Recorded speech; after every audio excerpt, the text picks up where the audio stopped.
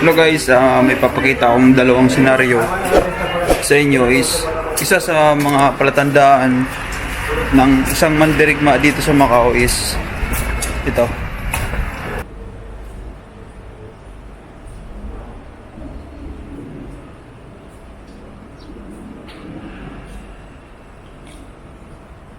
At itong isa naman is nagpapatunay na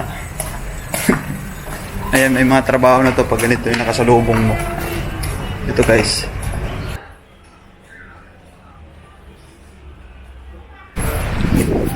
Guys, ay papakita ko lang din yung mga outfit ng mga nag-a-apply dito sa Macau.